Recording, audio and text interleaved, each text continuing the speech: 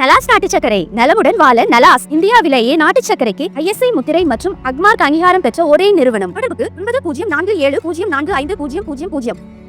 இப்படிப்பட்ட அணு ஆயுதங்களால் தகர்க்க முடியாத ஒன்று இந்தியாவிலே சாதிய சமூக கட்டமைப்பாக இருக்கிறது. சைவ மதம்ங்கிறது இந்து மதம் கிடையாது, வைணவ மதம்ங்கிறது இந்து மதம் கிடையாது. இந்து மதத்தை உருவாக்கியவர் யாருன்னே தெரியாது. கேட்டா என்ன சொல்லுவாங்க, இது 50,000 வருஷங்களுக்கு முன்னால உருவானது. புண்ணியம் கிடைக்கும் என்றும் நான் பூசிக்கொள்ளவில்லை, அவமதிக்க வேண்டும் என்றும் நான் அழிக்கவில்லை. எந்த பிராமணரும் தன்னுடைய பிள்ளைக்கு முருகன் என்று பெயர் வைக்க மாட்டார்கள். முருக பக்தர்கள் நடத்துகிற RSS காரர்கள் இந்த கருத்துக்கு பதில் சொல்ல தயாரா? நான் திடீர்னு தேர்தல் பாதையை வேண்டான்னு சொன்னாலும் சொல்லிடுவேன். எனவே அவர்கள் திரும்ப திரும்ப மூட நம்பிக்கைகளை பரப்புவதற்கு அரசமைப்பு சட்டமே இடம் கொடுக்கிறது. அந்த பிரிவை நான் கொளுத்துகிறேன். இஸ்ரேலில் இருந்து ஈரானின் அணு உலைக்களங்களை யுரேனியம் செறிவூட்டுகிற பாதாள அறைகளை குறிவைத்து தாக்குகிற ஆயுதங்கள் இன்றைக்கு இஸ்ரேலிடம் இருக்கிறது. பதிலடி கொடுக்கிற அளவுக்கு வலிமை ஈரானுக்கு இருக்கிறது. வம்புக்கே தலையீடு செய்து ஈரானை அச்சுறுத்துகிற அளவுக்கு அமெரிக்காவிடம் ஆயுதங்கள் இருக்கின்றன. இந்த நாடுகளிடமெல்லாம் பூமியை பலமுறை அழித்தொழிக்கக்கூடிய அளவுக்கு அணு ஆயுதங்கள் இருக்கின்றன. இப்படிப்பட்ட அணு ஆயுதங்களால் தகர்க்க முடியாத ஒன்று இந்தியாவிலே சாதிய சமூக கட்டமைப்பாக இருக்கிறது. எந்த ஆயுதங்களாலும் தகர்க்க முடியாது. ஏனென்றால் இது கருத்தியல் வடிவம் கொண்டிருக்கிறது. கெட்டி தட்டி போய் இறுகி கிடக்கிறது. உளவியல் அடிப்படையிலே தான் மாற்றத்தை கொண்டு வர முடியும். அதற்கு இங்கே ஒரு அரசும் தேவைப்படுகிறது. அந்த அரசு மதசார்பற்ற அரசாக இருக்க வேண்டும் என்பதுதான் புரட்சியாளர் அம்பேத்கர் கண்ட கனவு. ரொம்ப சிம்பிளா கேட்கிறான். எல்லா நாடுகளிலும் ரிலீஜன், ஸ்டேட் ரிலீஜன் இருக்கு, ஏன் இந்தியாவில் இருக்கக்கூடாது? இருக்க முடியாது. அரச மதம் இலங்கைக்கு புத்திசம், அரச மதம் பாகிஸ்தானுக்கு இஸ்லாம், அமெரிக்காவுக்கு கிறிஸ்டியானிட்டி, தெற்காசிய நாடுகள் முழுவதும் பௌத்தம் அரச மதமாக இருக்கிறது. ஐரோப்பிய நாடுகள் முழுவதும் கிறிஸ்தவம் அரச மதமாக இருக்கிறது. அராபிய நாடுகள் முழுவதும் இஸ்லாம் அரச மதமாக இருக்கிறது. ஏன் இந்தியாவுக்கு அரச மதம் கூடாது? நல்ல கேள்வி. Logically it's correct. தர்க்க அடிப்படையிலே இது சரி. ஆனால் எந்த மதத்தை இந்தியாவின் அரச மதமாக்க முடியும்? இங்கே பெரும்பான்மை மக்கள் பின்பற்றக்கூடிய மதம் எது? பாகுபாடுகள் நிறைந்த மதம் அல்லவா இங்கே பெரும்பான்மை மக்கள் பின்பற்றுகிற மதமாக இருக்கிறது. அப்படி சொல்லப்படுகிறது. ஒரு காலத்தில் இது இந்து மதம் என்ற ஒரு வடிவம் கிடையாது. முருகனுக்கே தனி மதம் இருந்தது. நாம் கும்பிடுகிற முருகனுக்கே கௌமாரம் என்ற பெயரிலே, வடமொழியிலே குமாரம், தமிழில சொன்னால் குமாரம் அப்படிங்கிற ஒரு மதம் இருந்ததுங்க. அதான் ஷண்மதங்கள், 6 மதங்கள். சைவம், வைணவம், காணபத்தியம், கணபதியை கும்பிடுறது, அந்த மதத்துக்கு பேரு காணபத்தியம். கௌமாரம் முருகனை கும்பிடுவது, சௌரம் சூரியனை கும்பிடுவது, சாக்தம் சக்தியை கும்பிடுவது, இதெல்லாம் மதங்களின் பெயர் வடமொழியிலே, சான்ஸ்கிரிட்ல. இந்த 6 மதங்களை ஒருங்கிணைத்துதான் இந்து மதம் என்று இன்றைக்கு அழைக்கிறார்கள். இதெல்லாம் தனித்தனி மதங்கள். சைவம் வேறு மதம், வைணவம் வேறு மதம். அப்புறம் இடைக்காலத்தில் பெரிய மோதல் ஏற்பட்டு, மதமாற்றம் ஏற்பட்டு, வன்முறைகள் நிகழ்ந்து, அதனால் படுகொலைகள் நிகழ்ந்து, ரத்த ஆறு ஓடிய பிறகு அரியும் அரணும் ஒன்றுதான். அரி என்றால் திருமால், அரண் என்றால் சிவன். அதனால தான் நிறைய பேர் ஹரிஹரன் பேர் வைப்பான். ஒன்னா 2 பேரும் ஒண்ணுதான், தனித்தனியா பேர் வச்சுக்காத. அரியும் சிவனும் ஒண்ணு, அறியாதவன் வாயில மண்ணுங்கிற பழமொழி அப்படிதான் வந்தது. அரியும் சிவனும் ஒண்ணு, அறியாதவன் வாயில மண்ணு. ஏன்னா 2 வேற வேற இருந்து சண்டை போட்டுக்கிட்டாங்க. அதை ஒன்னாக்குற முயற்சி பல ஆண்டுகள் ஆதிசங்கரர் உட்பட பலரும் முயற்சி செய்து ஒன்னாக்குனாங்க. அதெல்லாம் தனித்தனியாக. அப்ப இந்து ரிலீஜன் ஒன்று கிடையாது. அந்த காலத்தில் பார்ப்பனர்களுக்கு இருந்த மதம் தான் வேதிக் ரிலீஜன், வைதிக மதம். அவங்களது இந்து கிடையாது. சைவ மதம்ங்கிறது இந்து மதம் கிடையாது. வைணவ மதங்கிறதும் இந்து மதம் கிடையாது. இதெல்லாம் வெள்ளைக்காரன் வந்த பிறகு 1800களின் தொடக்கத்தில் 19ஆம் நூற்றாண்டில் தான். இப்போ நம்ம இருக்கிறது 21ஆம் நூற்றாண்டு. 200 ஆண்டுகளுக்கு முன்னாலே ஏற்பட்ட மாற்றம் தான் இந்து ரிலீஜன் என்கிற ஒரு மதம் தோன்றவே இல்லை. இதை உருவாக்கியவர் யார் என்று சொல்ல முடியாது. இஸ்லாத்தை உருவாக்கியவர் நபிகள் நாயகம், கிறிஸ்தவத்தை உருவாக்கியவர் இயேசு பெருமான், பௌத்தத்தை உருவாக்கியவர் கௌதம புத்தர், சமணத்தை உருவாக்கியவர் மகாவீரர், இந்து மதத்தை உருவாக்கியவர் யாருன்னே தெரியாது. கேட்டால் என்ன சொல்லுவாங்க, இது 50,000 வருஷங்களுக்கு முன்னால் உருவானது, அதனால் இது யார் உருவாக்கினாங்க தெரியாது. 5 லட்சம் வருஷத்துக்கு முன்னால் உருவானது, யார் உருவாக்கினாங்க தெரியாது. வரலாறு அப்படி இல்லை. அதற்கு எந்த ஆதாரங்களும் கிடையாது. ஏதோ ஒரு வகையிலே இன்றைக்கு இந்து என்கிற வடிவம் வந்துவிட்டது. சரி, அந்த மதத்தை இந்தியாவின் அரச மதமாக அறிவிப்பதிலே பிரச்சனை இருக்கிறது. அதை பேசுவோம். ஏன் அறிவிக்க முடியாம போச்சு? ஏன் ஸ்டேட் ரிலீஜன் உருவாகவில்லை? இந்தியா ஏன் மதசார்பற்ற அரசாக இருக்க வேண்டும்? இது அன்றைய கான்ஸ்டிடியூயன்ட் அசெம்பிளி என்கிற அரசியலமைப்பு சட்டத்திற்கான சபையிலே விவாதிக்கப்பட்டதா இல்லையா?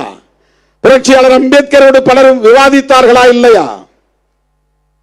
இந்த பிரியாம்பிள்லே கடவுளின் பெயரால் முடிக்க சொன்னாங்க நிறைய பேர்.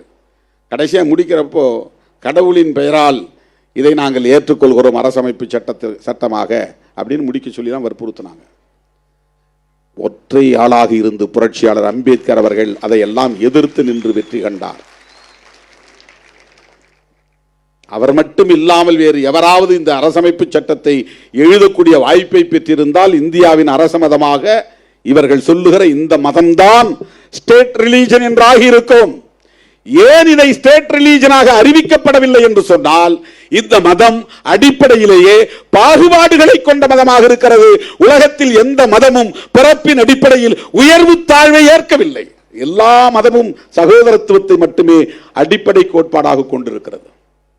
ஆன்மா, இந்த உயிர் மூச்சு கோட்பாடு என்னன்னா ஃப்ரெட்டர்னிட்டி என்பதுதான். அதான் டிராவிடியன் பிரதர்ஹுட் அப்படின்னு அவர் சொன்னார். ஆனால் உலகம் முழுவதுமே எல்லா மக்களும் எந்த ரேஸ் அண்ட் எத்னிசிட்டி, எந்த ஒரு வேறுபாடும் இல்லாமல் உலக மாந்தர் அனைவரும் சகோதரர்கள் என்று சொல்லுகிற மதங்களாக அவையெல்லாம் வளர்ச்சி அடைந்திருக்கின்றன. எந்த மதத்தை எடுத்தாலும் அதில் சகோதரத்துவம் உண்டு. அண்ணன் தம்பியாய் இருப்போம், அன்பை வளர்ப்போம். பௌத்தம் அதுதானே சொல்லுது. பௌத்தத்தில் கடவுள் கிடையாதே, வழிபாடு கிடையாது, சடங்கு சம்பிரதாயங்கள் கிடையாது, தனி மனித ஒழுக்கத்தையும் சமூக ஒழுக்கத்தையும் பேசுகிற ஒற்றை மதம். அந்த காலத்தில் வேதிக் ரிலிஜன், வேத மதத்தை சார்ந்தவர்கள் இதை நாத்திக மதம் என்று பரப்பினார்கள். அதனால் தான் அழித்து ஒழித்தார்கள். பௌத்தத்தை நாத்திக மதம் என்று சொல்லிதான் அழித்து ஒழித்தார்கள். வேறு எந்த ஒரு தேசத்திலும் இல்லாத அளவுக்கு இந்தியாவிலே பௌத்தம் செழித்தோங்கி இருந்த வரலாறு இன்றைக்கு நம்முடைய விருது பெற்ற ஜம்புலிங்கம் அவர்கள் குறிப்பிட்டார். தமிழ்நாட்டில் பௌத்தம் செழித்திருந்தது. இன்றைக்கு எங்கே? சிலைகள் எல்லாம் ஏன் உடைக்கப்பட்டன? அம்பேத்கர் சிலைகளை உடைக்கிற அந்த செயல் இருக்கிறதே, அது புத்தர் சிலைகளை உடைத்த வரலாற்றின் எச்சம். அது புத்தர் சிலையை உடைத்த அந்த பண்பாட்டின் எச்சம். அது ஒரு பண்பாட்டு எச்சம். அம்பேத்கர் சிலையை உடைக்கிறான்னா புத்தர் சிலையை உடைச்ச வரலாறு. அவன் முன்னோர் புத்தர் சிலையை உடைச்சான், அவன் வாரிசிலைக்கு அம்பேத்கர் சிலையை உடைக்கிறான். அதே சாதியவாதி நாளைக்கு திருமாவளவன் படத்தையும் எரிப்பான். ஏன்னா அது பண்பாட்டு எச்சம். அது தொடருது, அது அவனுடைய ஜீன்லேயே அது வருது. ஏன் குடிசையை கொளுத்துறான்னா, அன்னைக்கு பௌத்த பள்ளிகளை கொளுத்துறான். எங்கெல்லாம் பௌத்த மடம் இருக்கோ அந்த மடத்தை கொளுத்துனான். எங்கெல்லாம் பௌத்த பிக்குகள் இருந்தார்களோ தேடி போய் கழுத்தை எடுத்து கொன்றார்கள். அந்த மதத்தை அடியோடு வேரோடு வேரடி மண்ணோடு வெட்டி சாய்ப்போம் என்பதை போல அந்த மதத்தை அழித்தொழித்தார்கள். அது நல்ல கருத்துக்களை பரப்பியது, நாத்திக கருத்துக்களை பரப்பியது என்று குற்றம் சாட்டினார்கள். நல்ல கருத்துக்களை பரப்பிய ஒரு இயக்கத்தை, பௌத்த இயக்கத்தை அழித்தொழித்தார்கள். அந்த மதம் சகோதரத்துவத்தை பேசுகிறது, இஸ்லாம் சகோதரத்துவத்தை பேசுகிறது, சமணம் சகோதரத்துவத்தை பேசுகிறது, கிறிஸ்தவம் சகோதரத்துவத்தை பேசுகிறது. இந்து மதம் சகோதரத்துவத்தை பேசுகிறதா?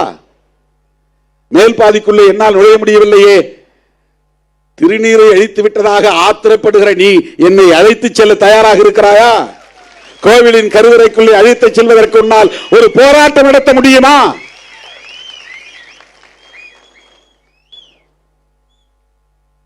உன்னை சகோதரனாக ஏற்க அவனுக்கு முடியவில்லை. ஓட்டு போடுவதற்கு உன்னையும் என்னையும் முருக பக்தர் என்று சொல்லி மாய்மால அரசியலில் வீழ்த்த பார்க்கிறான்.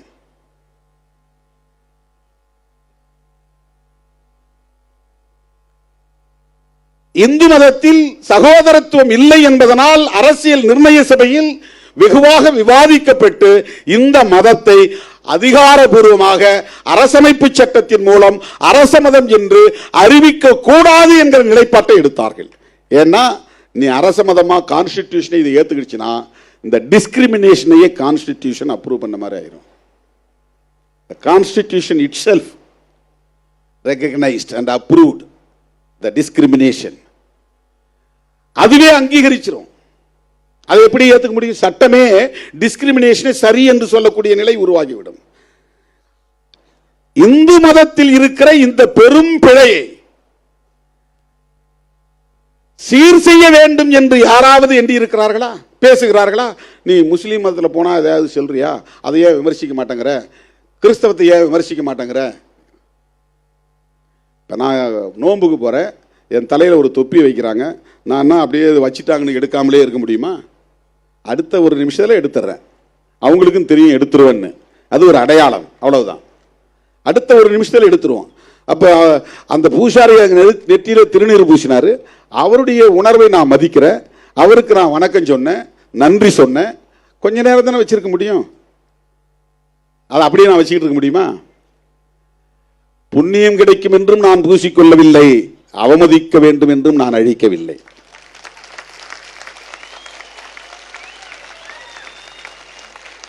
இது அந்த அற்பர்களுக்கு தெரியாது, ஏனென்றால் அவர்களுக்கு அரசியல் தெரியாது.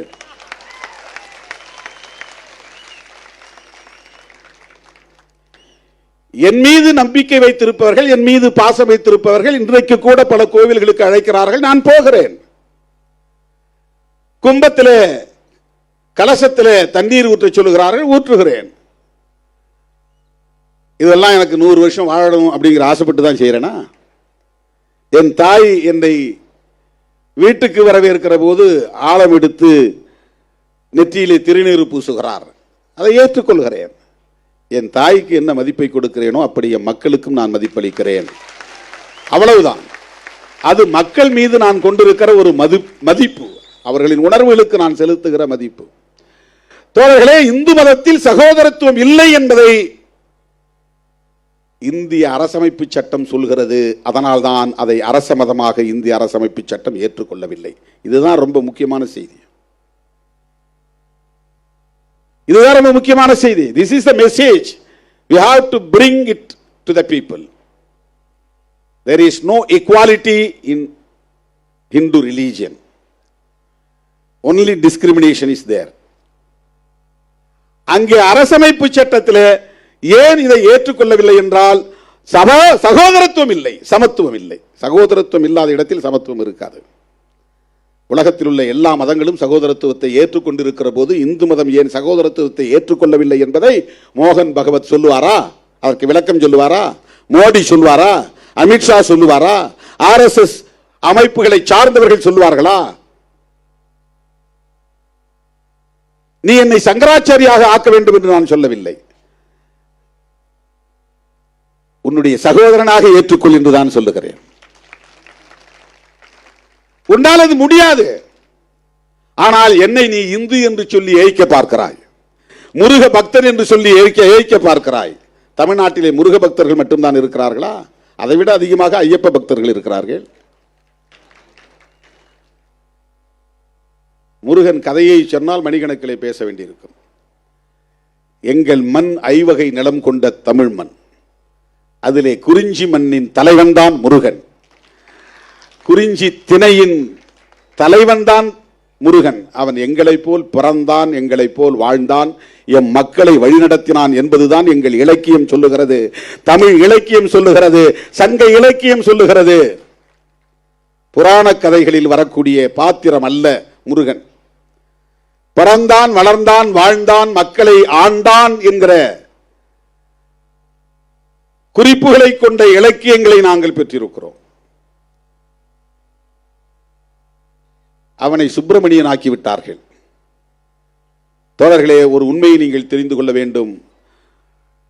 எந்த பிராமணரும் தன்னுடைய பிள்ளைக்கு முருகன் என்று பெயர் வைக்க மாட்டார்கள். முருக பக்தர்கள் நடத்துகிற RSS காரர்கள் இந்த கருத்துக்கு பதில் சொல்ல தயாரா? ஒரே ஒரு ஆளை அழைச்சிட்டு வந்து இவர் வந்து பை காஸ்ட் பிராமின், பட் இவருடைய நேம் வந்து முருகன் அப்படின்னு சொல்லுங்க. ஒருவேளை அப்படி வச்சா ஸ்கந்தன் வைப்பான். SKNDAN, ஸ்கந்தன் வடமொழியில. கந்தன்னா தமிழ், ஸ்கந்தன்னா சான்ஸ்கிரிட். வட இந்தியாவில் இந்த கருத்து அங்கே போயிருக்கு. அங்க அவனுக்கு என்ன பேர்னா சுப்பிரமணியன், சுப்பிராமணியன்.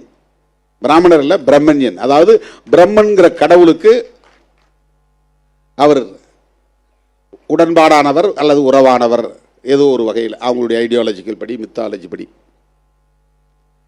அவர்கள் சொல்லுகிற முருகன் அல்லது சுப்பிரமணியன் நம்முடைய கதையோடு பொருந்தாதவர். அந்த சுப்பிரமணியன் குறிஞ்சித்திரையின் தலைவர் அல்ல, நம்முடைய முருகன் குறிஞ்சித்திரையின் தலைவர்.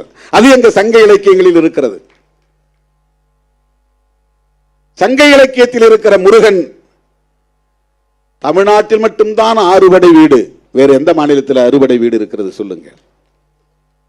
அதனால்தான் நான் ஒரு கேள்வி எழுப்பினேன், அதை சிலரால் பொறுத்து கொள்ள முடியவில்லை.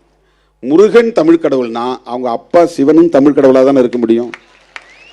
முருகன் தமிழ் கடவுள்னா சிவன் தமிழனா இருந்தா பார்வதி தமிழச்சியாக தான் இருக்க முடியும். இப்ப இவங்க 2 பேரும் கைலாய மலையில் இருக்கிறாங்கன்னா கைலாயம் தமிழர்களின் தேசம் தானே. அப்ப ஒட்டுமொத்த இந்தியாவும் தமிழர்களின் தேசம் தானே. எங்கள் தமிழன் சிவபெருமான் கைலாயத்தில் குடியிருக்கிறான் என்றால் கைலாய மலையும் தமிழனுக்கு சொந்தம். கைலாய மலை இமயம் முதல் கன்னியாகுமரி வரையில் தமிழன் வாழ்ந்தான் என்பதற்கு சிவபெருமானே ஒரு சான்று. அந்த கதைப்படி பார்த்தார். சிவன் தமிழன், பார்வதி தமிழச்சி அப்படின்னா கணபதி கணேசனும் தமிழனா தானே இருக்க முடியும். ஏன் கணேசனை தமிழ் கடவுள் நீங்க யாரும் சொல்றது இல்ல? இதெல்லாம் லாஜிக்கா கேட்டா அவனுக்கு கோபம் வருது. எங்களை மட்டும் ஏன் அசிங்கப்படுத்துறான்? இந்த கதைகள்லாம் வேறு மதத்தில் இல்லையே. இந்த மாதிரி புராண கதையாடல்கள் வேறு மதங்கள்ல இருந்தா சொல்லுங்க, நம்ம பேசுவோம். இந்த மாதிரி கதையாடல்கள் இல்லை. இப்ப எங்களுடைய அடையாளங்களையும் வரலாறையும் நீங்கள் திருடிக்கொண்டு அதற்கு புதிய புதிய அடையாளங்களை தந்து புதிய புதிய விளக்கங்களை தந்து எங்களை ஏய்த்து பாகுபடுத்தி பிளவுபடுத்தி சிதறடித்து சிதைத்துக் கொண்டிருப்பதை அம்பேத்கரின் பிள்ளையாக இருந்து கொண்டு எப்படி வேடிக்கை பார்க்க முடியும்? பெரியாரின் பிள்ளையாக இருந்து கொண்டு எப்படி வேடிக்கை பார்க்க முடியும்? நாங்கள் இயக்கம் கண்டிருப்பது நாடாளுமன்றத்திற்கு சட்டமன்றத்திற்கு சீட்டு பேசுவதற்காக அல்ல, பேரம் பேசுவதற்காக அல்ல. நான் திடீர்னு தேர்தல் பாதையை வேண்டான்னு சொன்னாலும் சொல்லிடுவேன் என்னைக்காக ஒரு நாள்.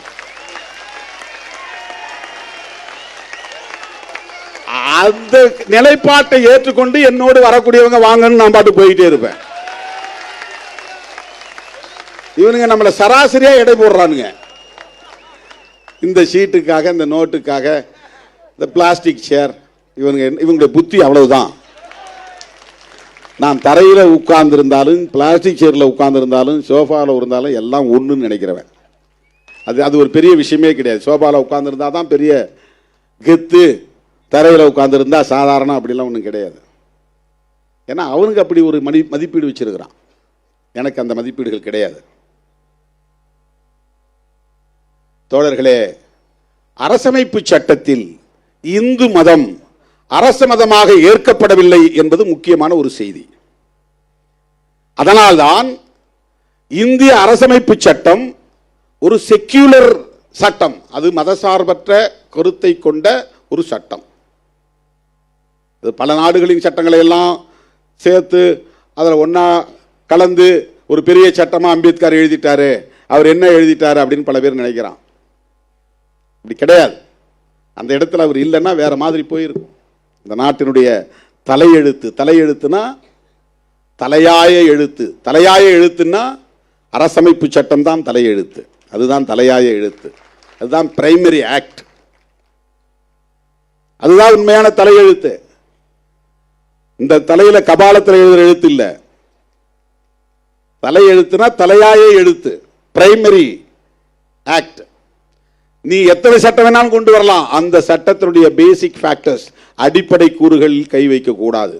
ஆனால் பிஜேபி ஆட்சிக்கு வந்த 11 ஆண்டுகளாக அவர்கள் செய்கிற முக்கியமான வேலையே அரசமைப்பு சட்டத்தின் அடிப்படை கூறுகளில் கை வைப்பதுதான். எப்படி இதை வேடிக்கை பார்த்துக் கொண்டிருக்க முடியும்? அரசமைப்பு சட்டத்திற்கே ஆப்பு வைக்கிற வேலையை செய்து கொண்டிருக்கிறார்கள். அம்பேத்கர் ஜெயந்தி கொண்டாடுவார்கள், அம்பேத்கருக்கு சிலை எழுப்புவார்கள், அவர் காலடியை தொட்டு வணங்குவார்கள். ஆனால் அவரால் வகுத்தளிக்க பெற்ற அரசமைப்பு சட்டத்தை காலி செய்து கொண்டிருக்கிறார்கள், நீர்த்து போக செய்து கொண்டிருக்கிறார்கள். இதை புரிந்து கொள்ள வேண்டுமானால் உனக்கு அம்பேத்கர் கண்ணாடி வேண்டும், பெரியார் கண்ணாடி வேண்டும். பெரியார் அம்பேத்கரையே ஒரு இடத்துல விமர்சிக்கிறார். அம்பேத்கர் இறந்தபோது பெரியார் சொன்னதாக ஒரு தகவல் என்னன்னா, புத்தர், இயேசு, நபி போன்றவர்களின் வரிசையில் வைத்து வணங்குவதற்குரியவர் அம்பேத்கர் என்று பெரியார் பெருமிதம் பொங்கச் சொன்னார் என்று தகவல். அந்த வரிசையில் அம்பேத்கரை வைக்கிற அளவுக்கு அம்பேத்கர் மேல பெரியாருக்கு ஒரு மரியாதை இருந்துச்சு. அந்த பெரியார் அம்பேத்கர் எழுதிய அரசமைப்பு சட்டத்தை கொளுத்துவோம் என்று சொல்ல நேர்ந்தது. அந்த போராட்டமே நடத்தினார். ஏன் நடத்தினார்னா அம்பேத்கர் மேல இருந்த வெறுப்பு இல்லை. ரெண்டு பேரும் அவ்வளவு திக்கஸ்ட் ஃப்ரெண்ட்ஸுங்க. தமிழ்நாட்டுக்கு வந்தா பெரியாரை கட்டாயம் அம்பேத்கர் சந்திப்பார். அம்பேத்கர் விடுத்த அழைப்பை ஏற்று பெரியார் இங்கிருந்து கிளம்பி மியான்மர் போனார், பர்மாவுக்கு போனார். அன்னைக்கு அம்பேத்கர் விடுத்த அழைப்பை ஏற்று, வாங்க நான் இது மாதிரி அவர் பர்மாவுக்கு போறேன், ஒரு புத்திஸ்ட் கான்ஃபரன்ஸ், நீங்களும் அதில் வந்து கலந்துக்கணும். இங்கிருந்து புறப்பட்டு போனார். அவரோட ராஜாராம் போனார். அன்றைய சபாநாயகர் ராஜாராம் பெரியாருக்கு துணையாக இருந்தவர். அவர் அவரோட போனார். அங்க போய் ரெண்டு பேரும் சந்தித்துக் கொண்டார்கள். அந்த அளவுக்கு திக்கஸ்ட் ஃப்ரெண்ட்ஸ். பெரியார் என்ன சொன்னார்னா, அரசமைப்பு சட்டம் எல்லா மதங்களுக்கும் சுதந்திரம் தருகிறது, அவர்களின் கருத்தை நம்பிக்கையை பரப்புவதற்கு உரிமை தருகிறது. அப்படி தருவதன் மூலம் இந்து மதத்திற்கும் அந்த சுதந்திரம், அந்த உரிமை கிடைக்கிறது. எனவே அவர்கள் திரும்ப திரும்ப மூட நம்பிக்கைகளை பரப்புவதற்கு அரசமைப்பு சட்டமே இடம் கொடுக்கிறது. அந்த பிரிவை நான் கொளுத்துகிறேன். எவ்வளவு நுட்பமாக இருக்கிறார் பாருங்கள். பெரியார் அம்பேத்கரை போல பல்கலைக்கழகங்களில் சென்று படித்தவர் அல்ல. அரசமைப்பு சட்டத்தில் ஒவ்வொரு ஆர்டிக்கிள், ஒவ்வொரு உறுப்பும் என்ன சொல்லுகிறது என்பதை பார்க்கிற போது அந்த அரசமைப்பு சட்டம் ஒவ்வொரு மதத்திற்கும் சுதந்திரம் தருகிறது. நீ வந்து பிரச்சாரம் பண்ணிக்கலாம், உன் கருத்தை பரப்பிக்கலாம், நீ எப்படி வேணாலும் நம்பலாம், எந்த பிலீஃபும் உனக்கு இருக்கலாம், அதை இந்த கான்ஸ்டிடியூஷன் அனுமதிக்கிறது. அதுதான் கான்ஸ்டிடியூஷன்ல இருக்கிற முக்கியமான ஒரு செய்தி. அதை எதிர்த்து பெரியார் போர்க்குரல் எழுப்புகிறார். அதற்காக அரசமைப்பு சட்டத்தை கொளுத்துகிற போராட்டத்தை நடத்தினார்.